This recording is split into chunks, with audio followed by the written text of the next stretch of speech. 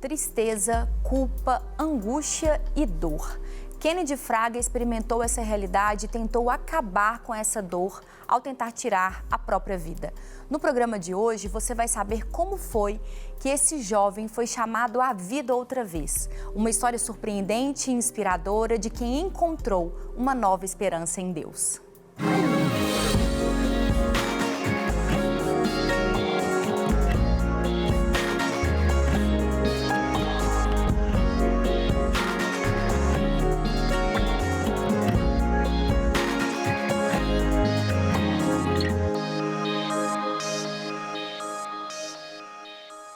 No programa de hoje, nós vamos falar sobre resiliência, sobre empatia, sobre uma escuta afetiva e sobre quanto nós podemos ser efetivos na preservação e na valorização da vida. Com muita alegria que eu estou aqui já recebendo meu amigo parceiro aqui no nosso programa, Guilherme Fenelon. Seja bem-vindo. Obrigado, Thalita, Dr. Lucas.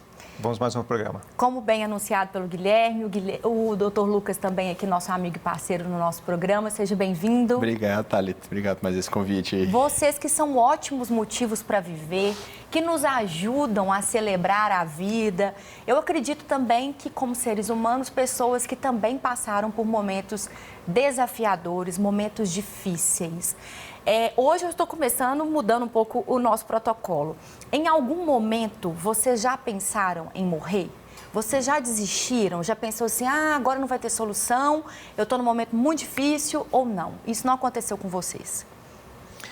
Thalita, momentos difíceis na vida todos nós teremos e vamos passar porque essa é uma consequência natural da própria existência. A consequência disso pode afetar mais ou menos.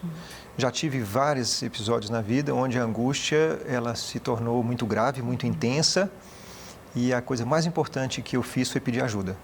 O mais importante.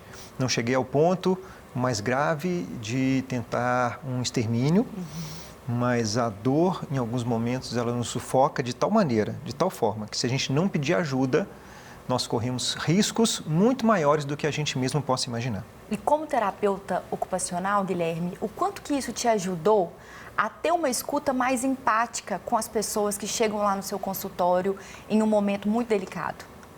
Thalita, excelente pergunta. Quando a gente diz dessa relação, dessa empatia, essa capacidade de se colocar no lugar do outro, claro que a gente pode treinar isso, claro que a gente desenvolve isso através das nossas experiências, claro que a gente tem habilidades que são da nossa própria vida, mas não existe nada melhor do que uma vivência para que a gente perceba com exatidão a proporção daquilo que o outro está dizendo que sofre e padece.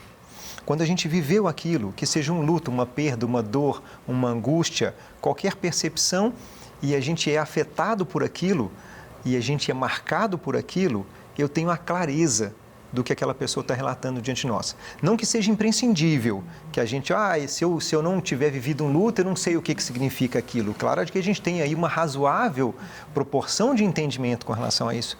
Mas, poxa vida, só quando a gente passou, por exemplo, por uma crise de ansiedade, como eu já tive, que a gente ouve o outro dizendo de uma crise e você fala, eu sei o que é isso. Para você, doutor Lucas, como que foi? Você já passou por alguma coisa parecida? Não? De crise, sim, de sintoma muito intenso, graças a Deus, ainda não. Né? E que continue assim, né?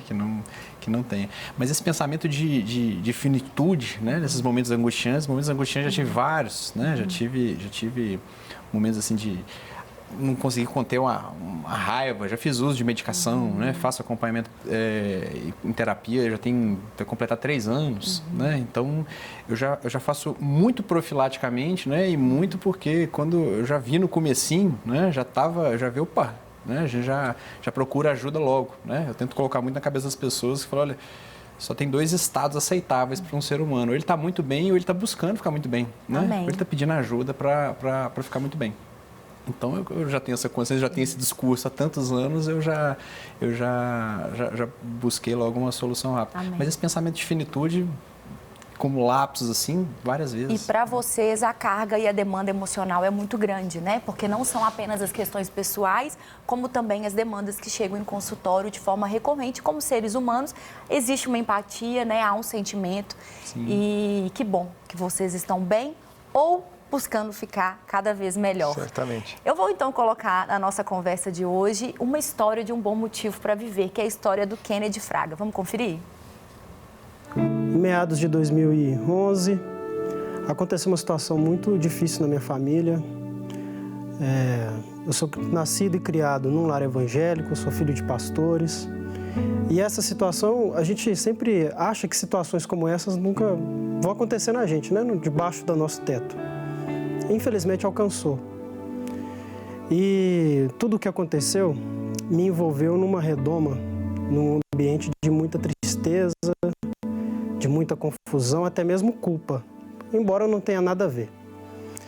Nesse período eu ainda era soldado da aeronáutica, né? Eu tinha só 21 anos, estava começando uma carreira, uma vida profissional e eu vivia em constante pressão, né? Em constante trabalho. Eu tirava muito plantão 24 horas. Então, quando eu vi a minha história, a minha família completamente, quase, né? Destruída, muito atacada, com problemas seríssimos. E, mais uma vez, embora eu não tenha responsabilidade, eu me sentia muito culpado, de certa forma. Então, eu comecei a entrar numa certa dor, né? Uma certa angústia. E a dor que a gente sente é uma dor na alma. Não é um remédio que vai fazer passar. Não é uma conversa que faz passar, é o tempo. Só que eu ainda não tinha maturidade para entender isso. Então, em um dos plantões que eu tinha, né? Eu tirava um plantão 24 horas, toda semana, pelo menos 2, 3. E um desses plantões, de madrugada, eu estava sozinho no meu posto de serviço, era um posto de serviço sozinho. A gente tirava o serviço armado, né? Então eu pensei comigo assim, olha, já que nenhum remédio dá conta dessa dor, eu vou acabar com essa dor, vou me livrar dela. Eu queria viver, né? Eu queria era me livrar da dor. Então eu pensei, eu vou no meio mais fácil. Eu tirei a arma do coldre, dei o golpe na arma e coloquei ela debaixo do queixo. Aqui sim. Só que para quem é militar da aeronáutica, as fardas, algumas fardas, há alguns bolsos que é aqui mais ou menos, na altura do bíceps, né? Na altura do braço. Na época eu tinha um celular que abria, o celular não sei como ele abriu e começou a tocar uma música, né? De um CD que tinha acabado de lançar recente. Era o CD Fé. Aí começou a tocar a música, né? Ensina-me a sentir teu coração, Jesus, quero ouvir seu respirar. E eu fui cantando e orando essa música. Eu sempre cantei e orei algumas músicas e sempre orei muitos salmos. Então eu lembrei também de Salmo 37:5.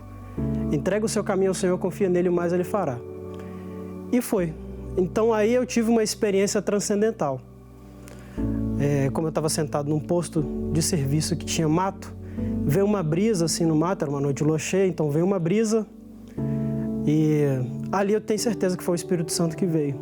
Eu guardei a arma de novo e fui orando e fui chorando, orando e chorando e fui desabafando, como quem estivesse num caminho, sabe? Contando uma história. A gente perde até o ar de tanta gratidão, né, a Deus por essa experiência, e o anseio do nosso programa é, de alguma maneira, poder ser essa experiência para alguém que está nos ouvindo agora, né? Que possa acreditar assim que não há mais esperança, que não tem mais jeito, né? Ou sobre algum amigo, alguma amiga que está passando por essa situação, que a pessoa possa mandar e pedir para assistir, porque é uma história que realmente ela foi marcada por como ele explica ali o Kennedy, né? Uma experiência transcendental que também se manifesta no cotidiano, né? Como você vê um conteúdo, você ter uma reflexão sobre aquilo e aquilo fazer sentido. Tem vários pontos dessa primeira fala dele que eu acredito que vale a pena a gente falar. Eu queria que vocês explicassem o que uma pessoa quer dizer quando ela diz assim, eu tenho uma dor na alma. O que ela está querendo dizer? O que acontece, Thalita, é que quando a forma da gente traduzir uma dor, ela precisa de passar pelos adjetivos que a gente tem e a nosso próprio alcance. Quando você tem uma dor que a gente chama de dor física, ela tem uma forma, ela tem uma intensidade, ela tem uma concretude, ela tem um dinamismo que funciona, ela tem como descrever. Quando essa dor é subjetiva, você não sabe de onde que ela vem, para onde vai, que proporção que ela tem, que intensidade que ela toma. é difícil de se descrever. Então, uma das formas é pensar o seguinte: eu tenho uma dor na alma. Essa alma pode se traduzir como psiquismo, sobre emoção, sobre os meus próprios sentimentos, essa dor que é no meu espírito, na minha existência. É na raiz, essa dor, né? Essa é uma coisa é a nossa que é muito própria profunda. essência, profunda. E é engano a gente achar que essa dor também não dói fisicamente, porque ela dói. A angústia chega a doer. Provoca sintomas, dores musculares, você tem uma série de neurotransmissores que a gente também recebe como uma descarga, né? E que é sufocante, que pode provocar alergias, outros sintomas gastrointestinais, tem vários sintomas que tem. Mas quando ele descreve, eu estou sentindo uma dor na alma, é uma dor que não tem ali uma manifestação exatamente física, mas ela é intensa, muitas vezes ela é duradoura, ela é silenciosa. Ela não é percebida exatamente porque você não altera a sua rotina, o seu cotidiano, mas ali fica um pensamento repetitivo, aquilo ali dura por muito tempo. Então, essa relação de angústia, muitas vezes passa desapercebida e isso talvez seja a coisa mais importante para a gente poder lembrar. Muitas vezes as pessoas que estão próximas da gente podem estar passando por momentos assim e não está tão evidente, tão perceptível assim. E doutor Lucas, ele aponta ali uma outra questão que parece que ficou muito claro ali na fala dele, de o gatilho é esse sentimento recorrente de culpa, embora ele soubesse que ele não tinha culpa alguma. O que é a culpa e quais os danos e efeitos colaterais, como os que ele ia chegar a um efeito fatal, inclusive, que isso pode gerar? Essa culpa, ela corrói muito as pessoas, né? E no meio cristão, ela é muito comum, né? Fala, poxa, eu busco a Deus, eu oro, eu faço, a minha vida é boa, né? Eu não tô com problema nenhum e tô mal, né? E tô mal.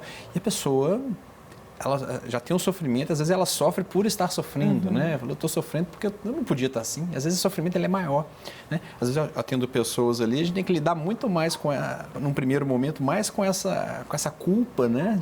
Essa sensação de eu não sou merecedor de nada, né? Porque eu tenho a vida que eu tenho e mesmo assim eu estou insatisfeito, mesmo assim eu estou triste, mesmo assim eu estou deprimido, do que com a depressão em si, né? Claro que a gente trata tudo junto, né? Mas é uma coisa que a gente gasta um tempo enorme abordando essa sensação, né? A pessoa como se ela fosse uma ingrata, né? Como se ela tivesse amaldiçoada por alguma coisa. Autopunição seria? Autopunição. A gente chega lá achando que tem algum pecado, né? Tem um pecado oculto, que não sabe o que está acontecendo. A raiz do toque religioso é essa? Não, às vezes o toque religioso é a tendência a ruminar pensamentos, né? E às vezes cisma com isso, né? Às vezes você começa a ruminar esse tipo de pensamento, né? Não necessariamente que isso desencadeie o toque religioso, mas o toque religioso ele incomoda demais as pessoas, que às vezes vêm pensamentos blasfemos, né? Vem pensamentos blasfemos e dependendo a pessoa fala, né? Ela verbaliza ali aquela blasfêmia e ela se sente, meu Deus do céu, né? Blasfemia contra o Espírito Santo, lascou. Ela se autopune também em função da... Ela autopune, tem certeza que ela vai ser fulminada em breve, né? Porque tá com isso e não tem nada a ver, né? É um transtorno que a gente trata, a gente tem a melhora funcional ali muitas vezes completa ou próxima disso, né? E essa culpa que as pessoas veem, ela é muito deletéria para elas, porque elas não buscam ajuda, elas não se sentem dignas, elas se escondem, né? E ficam muitas vezes sofrendo sozinhas, né? Não comentam. E às vezes tem infelicidade de às vezes comentar com alguém e vir aquela palavra assim, isso é falta de Deus, né? Você precisa orar mais, né? Você ora, né? Vem com aquelas coisas como se fosse uma coisa incompatível, né? Como se a oração fosse um campo de força. O segundo, inclusive, o motivo desse programa, inclusive, é exatamente em função de não termos essa visão. Nós acreditamos nesse tripé, que é corpo, alma e espírito. Se uma dessas partes desse tripé estiver frágil, a outra vai cair. Às vezes a pessoa você sempre destaca isso, não tem como um espírito forte abrigar um corpo fraco, ser abrigado por um corpo fraco. E ao contrário, é a mesma coisa. Então, nosso objetivo é justamente isso, é promover essa conversa, que é, inclusive, a segunda mensagem que o Kennedy traz para a gente sobre essa importância dessa conversa, né? Vamos ver. Depois disso, eu voltei a conversar com quem sempre me aconselhava. eu ainda não tinha a certeza, ainda não tinha a clareza, né, de um acompanhamento psicológico ou psiquiátrico. Eu fui em quem me discipulava, em quem conversava comigo. Então, eu busquei aconselhamento de pessoas que tinham cabelo branco, né? Uma senhora de 80 anos que curou meu umbigo quando eu era criança. Então, eu busquei conversar com essas pessoas. Eu busquei um aconselhamento pastoral. Eu não entendi ainda que era um acompanhamento psicológico que eu precisava. Hoje eu tenho um acompanhamento psicológico, né? E hoje eu faço terapia, o acompanhamento, né, da antiga empresa que eu trabalhava. Foi oferecido para nós um programa, né, de um atendimento psicológico sem custo, né? Então, a psicóloga, ela inclusive é psicanalista, ela me acompanha. Já vai para 3 meses já que eu tenho, né, um acompanhamento. Já havia um tempo já que eu estava procurando, encontrando, que é difícil você encontrar alguém de confiança. Mas em todo esse período, acho que mais de 10 anos aí, eu sempre busquei o aconselhamento e também conversando com alguns psicólogos assim aleatórios, né? Aí hoje sim eu faço de fato um acompanhamento. Ele destacou, né, e a honra de escutar pessoas mais experientes, né, que têm uma vivência, que têm uma bagagem. E, Guilherme, você vai poder ajudar a gente muito sobre a importância no que diz respeito ao cuidado terapêutico. Interessante, ele destaca ali que o gatilho para a conversa veio só depois dessa experiência que ele teve. Por que o primeiro ímpeto da gente é aquele pensamento, tipo assim, eu vou tirar a minha vida, eu vou acabar com essa dor, e não ao contrário. Primeiro eu vou procurar um recurso, primeiro eu vou encontrar alguém para conversar, primeiro eu vou expor isso. E a gente sabe que, estatisticamente, a incidência entre jovens e homens é muito grande, proporcionalmente, né? E eu acredito que deva ter a ver um pouco com isso, com essa dificuldade de falar, de pedir ajuda, de colocar para fora. Thalita, é interessante a gente observar um momento que ele fala, que ele não percebia a dimensão do que estava acontecendo. Então, acho que isso é uma chave importante para quem está ouvindo a gente, para a gente poder compreender. E ele nos deu essa dica. Então, o que acontece? Essas duas coisas fazem muito sentido. Primeiro, que por ser um quadro emocional, e que eu estava falando, que a mensuração, contabilizar isso não é uma coisa fácil, não é uma equação simples, porque ela não é linear o tempo todo, então ela oscila. E às vezes tem a percepção que um dia ele está um pouco melhor, que outro dia ele já não está tão bem assim. E esses quadros podem ter alguns agravamentos muito rápidos, muito repentinos. Então, o que acontece? Ele mesmo dá a dica do que aconteceu. Ele mesmo não esperava que aquilo fosse acontecer com tamanha intensidade. Talvez ele tivesse procurado ajuda antes, talvez ele tivesse a dimensão, ele tinha sido um pouco mais ágil para poder procurar ajuda. Não que isso seja culpa e responsabilidade dele, né? Ele já se sentiu culpado o suficiente, como ele mesmo traz. A culpa é essa história de uma autorresponsabilização excessiva, exagerada e desproporcional em cima de alguma coisa, que muitas vezes você não foi o causador ou o responsável, mas aquilo recai sobre a sua vida com uma intensidade absurda e você se sente como responsável na solução, na resolução, ou por acabar tendo que ser punido e responsabilizado por aquilo. Então, quando ele coloca essas histórias, ele pensa, poxa, depois da experiência que ele fala, né, dessa experiência transcendente que ele teve, onde ali ele tem realmente, ele fica maravilhado com aquilo que aconteceu, então ele baixa a guarda e fala, gente, eu preciso de ajuda, eu preciso de recorrer a alguém. E com essa sabedoria, né, que ele foi aí inspirado por essa sabedoria, procurar as pessoas mais velhas, que já passaram por uma condição de vida e estão aí com uma possibilidade de dar para ele uma palavra que muitas vezes é simples do tipo, olha, isso vai passar. Né? Eu já passei por isso. Essas coisas, elas têm ali o tempo. Como ele mesmo fala, a equação do tempo ela é muito importante para nós. E que bom que ele pediu ajuda. E qual que é essa diferença, né? Uma ajuda no aconselhamento, uma ajuda terapêutica, clínica. Em que momento que eu saio de uma e vou para outra? Em que momento que eu faço as duas ao mesmo tempo? É interessante a gente pensar que toda vez que eu tenho um processo de uma fabricação de sintomas que está sendo importante, que altera minhas condições de rotina, que altera a minha vida diária, que altera as questões do meu trabalho de relação, vale a pena procurar uma ajuda profissional. Essa nossa ajuda pastoral, ela tem que ser sempre que eu me dispor a perceber o que está acontecendo, e a igreja fornece esse tipo de auxílio para a gente. E pode ser, inclusive, uma relação de amizade, pode ser uma relação familiar, mas eu percebo que quando isso dilata para além dessa possibilidade, eu preciso de uma ajuda profissional, de alguém que estudou, que tem uma técnica, que tem uma metodologia e que vai me ajudar com uma sequência programada de encontros e fazer o aprofundamento necessário com relação a isso. Que bom que ele conseguiu alcançar os dois. Coisas. Que privilégio.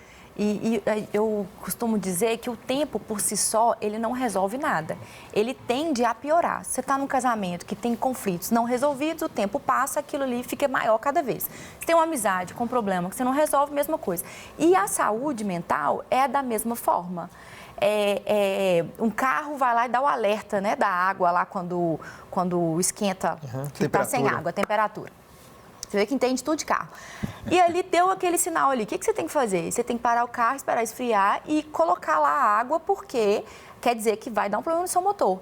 A gente faz isso. Comigo aconteceu recente. Aconteceu, parei, esperei, esfriou, enchi e resolvi o problema. E fiquei cada vez mais atenta. Agora eu olho o nível da água de forma mais constante, porque aquilo ali me alertou. Por que a gente não faz isso com a nossa saúde mental? Né? Os alertas vêm, os sintomas vêm. Quais são os principais sintomas de que alguma coisa está errada com uma pessoa a ponto dela ser um perigo para ela mesma? Sim, o corpo ele avisa, né? Mas ele vai sussurrando e quando a gente não ouve, ele grita. Né? Uma hora ele começa a gritar e de uma forma que a gente não tem como ouvir. Então, essa sensação de culpa constante, né? Essa tristeza, essa desilusão, essa desesperança, né? Eu tento colocar para as pessoas assim, olha, essa visão positiva que a gente tem da vida, tem a parte que é espiritual, tem a parte que ela é da fé, mas tem a parte que é o bom funcionamento cerebral, né? Químico, né? Químico, orgânico, serotonina, dopamina, noradrenalina e outros, né? Nos lugares corretos, funcionando adequadamente. Isso nos possibilita ter essa visão. Dependendo do transtorno, a pessoa está confinada numa visão negativa, numa sensação de culpa, né? É igual quando morre alguém querido, né? Alguém querido nosso falece, as pessoas em volta elas começam a ser tomadas de culpa, né? Nossa, me ligou aquele dia, eu não atendi, devia ter abraçado, eu devia ter falado mais, aquele dia eu devia ter ajudado. Elas começam a se corroer por culpa e normalmente aquilo passa, né? Aquilo passa, mas no período imediato sempre vem um quê de culpa ali no discurso da pessoa. Quando a pessoa está mal, ela está confinada ali, ela está sentindo aquilo o tempo todo, por qualquer coisa. Por estar mal, eu tinha que estar bom, eu estou prejudicando os meus pais, estou prejudicando a minha família, estou fazendo todo mundo sofrer. É o principal discurso assim, que vem nas pessoas. Está preso nisso? Tratamento. Tem que buscar ajuda. Tratamento, tem que buscar ajuda, a gente tem que fazer, tem tanto recurso para ajudar nisso. E o Kennedy é esse bom motivo para viver e tem esse testemunho lindo, essa palavra de esperança para poder deixar para a gente. Vamos conferir? Pensando sobre tudo isso, eu lembro muito dos discípulos no caminho de Emaús, né? Jesus havia morrido, eles haviam perdido a esperança toda, então eles estão na estrada. E aparece Jesus, eles não se dão conta que é Jesus, e eles começam a contar, né? Jesus pergunta, e aí, o que aconteceu? Eles ficam, poxa, não está sabendo? E eles começam a contar o drama deles, né? Aí eu lembro tranquilamente, é muito fácil você lembrar que Jesus é Emmanuel, é um Deus conosco. É um Deus que ele não te tira daquele mal que você está. Ele acompanha você por esse mal. Ele te capacita a seguir. Apesar de, ele te capacita a caminhar. Ele não anula a dor em você. Ele vai te dando força, apesar de. Porque quando você começa a compreender isso, você entende o que Elias passou, o que Davi, o que Paulo. Aí você começa a perceber o que faz sentido é que na fraqueza é que sou forte. Aí você vê que posso todas as coisas naquele que me fortalece. Posso sofrer de ansiedade, de depressão? Pode. Mas o Senhor é quem te dá força e te capacita para caminhar, porque o Deus que a gente serve é um Emmanuel, é um Deus conosco, que anda com a gente por um caminho no qual a gente está andando. Seja como no Salmo, né? Um vale de sombra da morte, ou no caminho para Emaús, né? Você querendo largar tudo, descansar. É esse quem confia, é esse quem caminha, é esse que te abraça e te acompanha e entende a sua dor. É uma alegria enorme, né? Você escutar uma história que tinha tudo para ter ser uma outra história e a gente ama essas histórias aqui no programa. Eu me lembrei que o Você é um Bom Motivo para Viver, ele começou da seguinte maneira. A minha irmã faleceu e eu desencadeei uma síndrome do pânico, né? Um processo de depressão muito grande, aquela coisa toda. E um mês depois, hoje, no dia da nossa gravação, está fazendo 4 anos que a Vanessa faleceu. 4 anos. E eu eu estava muito mal, né? Foi o primeiro Setembro Amarelo, um mês depois que ela havia falecido.